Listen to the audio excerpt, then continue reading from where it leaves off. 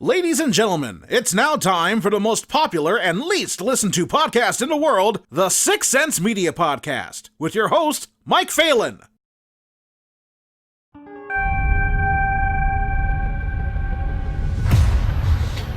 All you early risers, day creatures, noon lizards, people of the sun, be careful out there.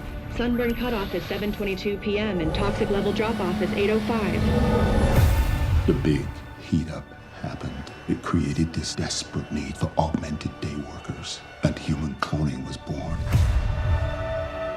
Do you ever go out there and look at the sun with your own eyes?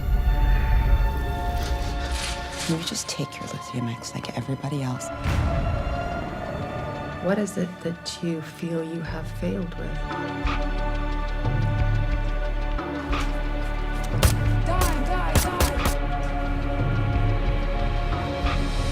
You're on Premium 3. When you're dead, you'll be eligible for a total upgrade. Have your third child. Ask your doctor about Premium 3. I wouldn't want to live without you, okay? Is that such a bad thought? You can tailor your insurance spouse so that maybe they come back to you just perfect. There's nothing to do, baby. It's already been done. Calm down, or it's gonna be very messy. Why does it seem like I'm the only one that feels this way? We're all connected. Are you afraid to die? I don't feel any pain. Actually, I don't feel anything at all. Imagine yourself feeling better, looking better. Did you not think it was dangerous playing God like that?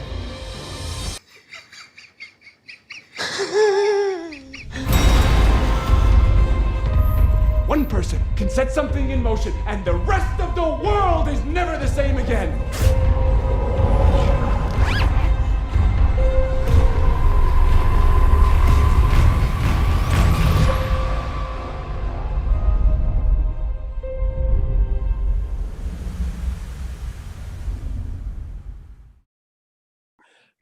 I watched it this morning, and oh wow, okay. So this I was not expecting it to go the route it did. Mm-hmm. I wasn't expecting a really clear cut, like there wasn't much moral. It wasn't morally gray, which was nice because we've seen a lot in sci-fi. There's that big moral gray area, but here I was like, I'm really rooting for James Darcy's character. And I felt really, really bad for him. That's really fantastic, man. You can't see me, but you're giving me goosebumps. That's exactly what I was hoping to achieve. So, I'm hoping it was a semi-enjoyable experience too. But like at least I achieved the goal of the emotional thread. The film is beautiful. It's beautifully shot. I love your use of color.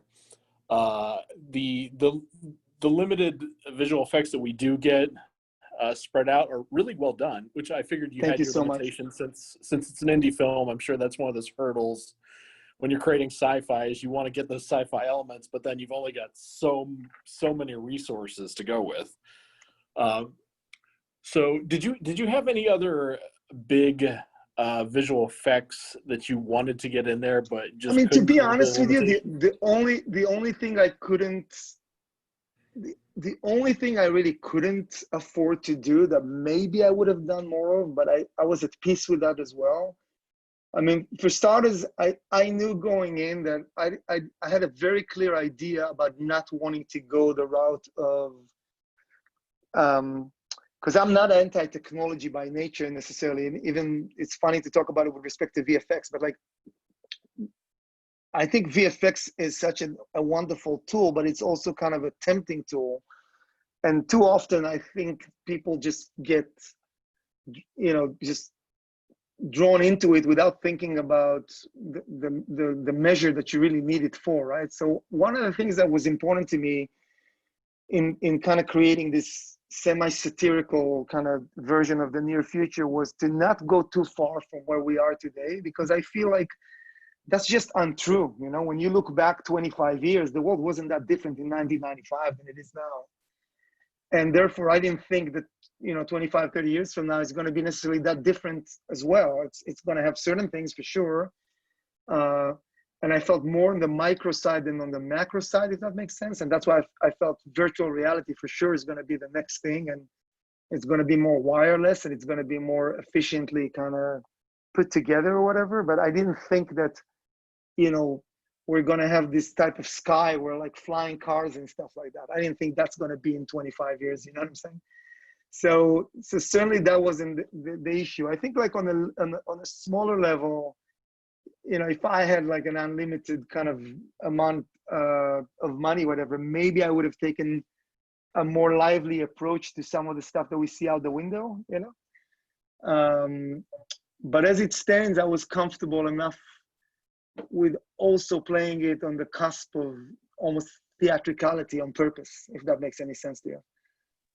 Yeah, and if everyone's staying in the inside anyway, I mean, you're not going to see huge advancements in the exteriors of buildings. You would certainly see everything on the interior would be grand, but the outside would just decay because no one's able to go. So exactly, and that was the kind of the main thing that I was going for, because, you know, to do a film like this where you spend so much time in a central location with such a gigantic kind of glass wall, if you went the green screen route on the entire thing, it would become obscenely expensive for no good reason that I could think of, you know. So that was the one thing that probably we went, and I enjoyed mixing a little bit some of the old school techniques as well as part of what the film is about. I thought that was kind of an interesting wink, you know, on the entire thing. So yeah, hopefully that answers the question. Yes, it does. But there were a lot of deliberate kind of old school. I mean, certainly the way the doll is designed was very deliberate. It wasn't, you know, it wasn't because we couldn't make it look more technologically advanced or something, you know, stuff like that.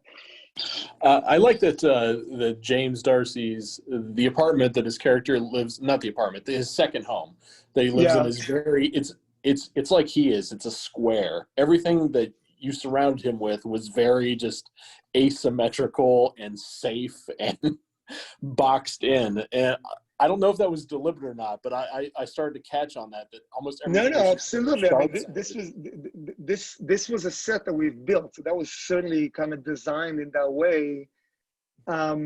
It's interesting that you noticed it too, because, you know, sometimes when you're a writer director, sometimes when I write these things, I just have a clear vision of what they need to look like.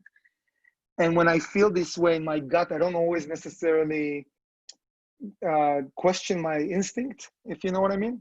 Even though I don't always understand the instinct until somebody points it out to me, you know what I mean. But I just knew that that he would be living in a box, you know. That was the feeling that I had, like that it has to feel like something that is, you know, like one of those houses that was, you know, those houses that they bring already kind of ready to be put together and they just kind of put them down, like another thing that was maybe cloned, you know. You could imagine there's a lot of houses that look exactly like that in that version of the future, you know what I'm saying? It's like going back to the way the suburbs started to look in America in the middle of the 20th century. Everything was just very mass produced and square. So yeah, exactly. It's a great throwback. And in contrast, the house that he left for Rena, that was at least an attempt to do something more interesting. You know? I like that they all had padded. I love the padded rooms for everyone. That basically that's where they live, is just inside a padded cell. Man, I love that you notice all that. There's nothing more fun than, you know, because you do these things and you put all these details that are really, you know, nuanced. And I think as a filmmaker, I'm the kind of filmmaker that I don't like to put a magnifying glass on production design elements or things like that. I just want them to be there so that you take them in. But it's wonderful that you notice this. Yeah, I just kept thinking like the kids, until they learn how to use it, well, they keep banging into the walls. Yeah, I like that there was that child safety barrier up for one child. That was a nice touch. I know I'm limited on time, so I have one other question. Is when it came to James Darcy's character, did you actively know that you wanted him for this, or was he just part of a casting call and he just happened to fit the No, best? so this is a really interesting question. So what happened was I was actually putting together a bigger film than this, where James was going to play a very big supporting role. And we only got to know each other through that. So for that other film, I did kind of cast him in a more sort of like, you know, way that, you know, you were looking at different actors and all that stuff. And it was, you know, and James won the role, but in winning that role, we got to know each other. And then that other film got delayed for a variety of unrelated reasons. And I had this film that I was working on, and I just couldn't escape the notion that James would be so great in this role. And by then I got to know him both as a person, and obviously I knew his work. And there's a very interesting thing that happens, I think, as a director, when you get to know a person in real life, and you see some of the work, and sometimes you are able to see the distance that that actor can go from who he is to the characters that he portrayed.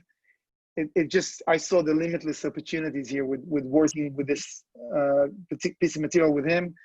And he was just the perfect collaborator. I couldn't ask for a better collaborator on this. So very much had a chance. I knew I was going to cast him in this role. I had a chance to go to his apartment in London and sit down with him for a week and kind of read every scene together and discuss the nuances and kind of shape it a little bit to his own size, you know, and to his own kind of feel for the character. So very much a collaborative effort, and something I hope for myself to be able to do in the future, both with him and with any other film that I'm going to attempt with the lead actor, you know.